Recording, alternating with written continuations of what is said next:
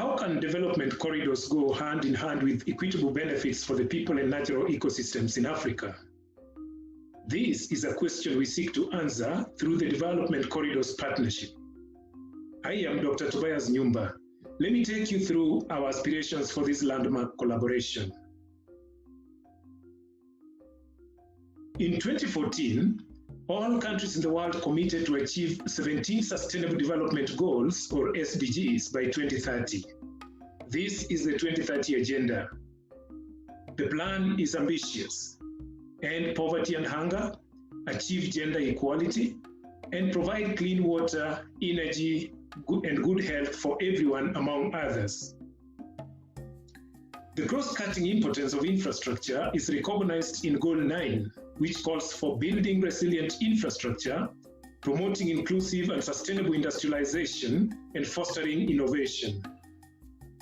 The term infrastructure refers to the facilities that allow humans to fulfill their need for power, such as coal, wind, solar, waves, power lines, oil pipelines, etc. Water, such as dams, transport, such as ports, roads, and railways, and telecommunications, such as internet cables. Simultaneously, Goals 13, 14, and 15 require us to conserve life and land and water and take decisive climate action. Meeting all these goals require a complex balancing act of socioeconomic and political choices. One strategy to develop the infrastructure needed to achieve economic development has been the so-called development corridors. We define a development corridor as an often linear geographical area targeted for investments aimed to promote economic growth.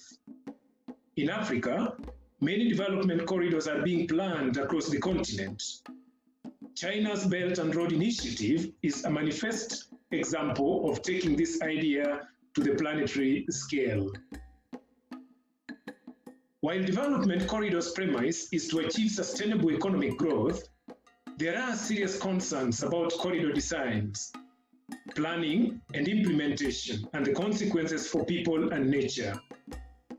These can range from fragmentation of valuable natural habitats during corridor construction to continued socioeconomic marginalization of local communities the corridors purport to benefit.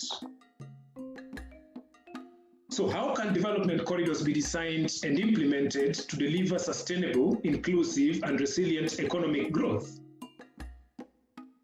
This is the research question our project is trying to answer. The Development Corridors Partnership is a 4-year capacity building and research project funded by the UK Research and Innovation Global Challenges Research Fund. The project brings together 11 institutions, over 40 researchers, and 30 projects from Kenya, Tanzania, China, and the UK to examine how development corridors are being designed and implemented in Kenya and Tanzania. The project started in November 2017 and ends in December 2021. The Global Challenges Research Fund requires the project to deliver research excellence, official development assistance relevance, and in this particular case of this project call, the focus is on capacity building. So we are asked to deliver 3 things: produce high-quality research, build capacity locally, and achieve impact. In Kenya and Tanzania, our focal countries, we conducted scoping studies led by a country team with the aim of understanding the national context, the key issues and key research and capacity building gaps the project could focus on. These studies are available online through the links in this slide and in the resource and output section of our website. The studies show development corridors offer some key opportunities, which include regional integration and diversification, improvement of livelihoods, improved trade, better communications and service provision to remote, poor, and marginalized communities, enables countries to achieve sustainable development goals by 2030, for example, goals 1, 2, and 9.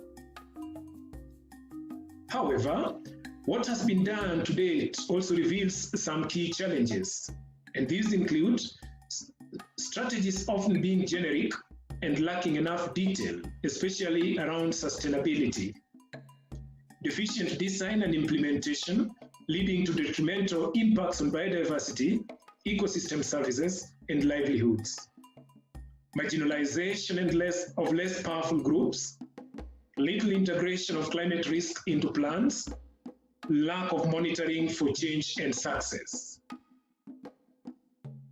Based on these results, the DCP identified 2 main corridors to center their efforts on: the Southern Agricultural Growth Corridor of Tanzania, SAGCOT, and the Standard Gauge Railway, SGR, in Kenya.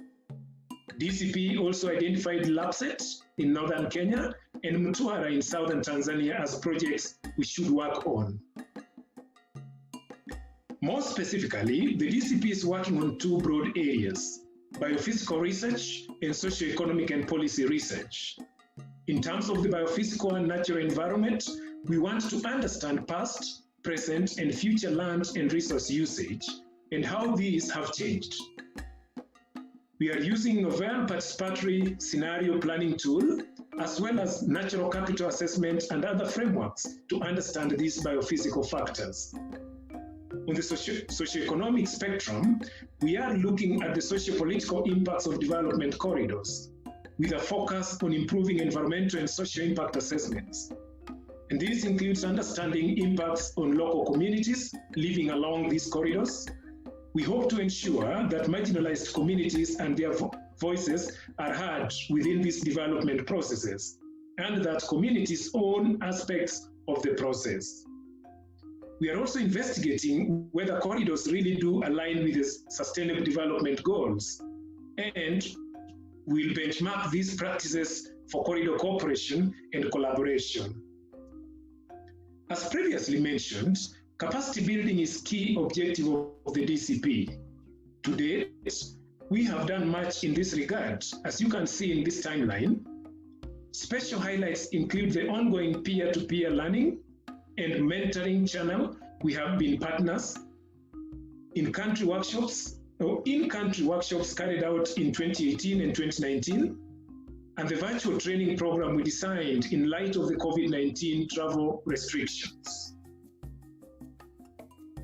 Now, this is a timeline of our project.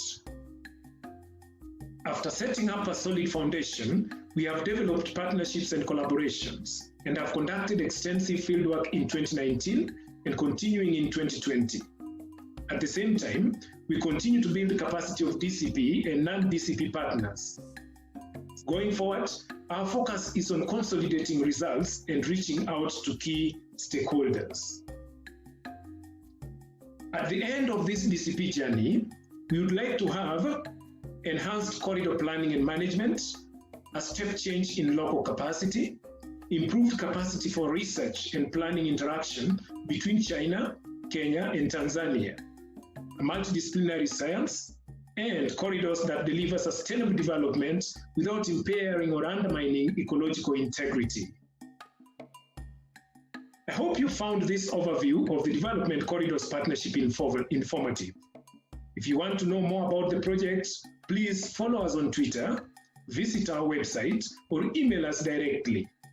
Thank you.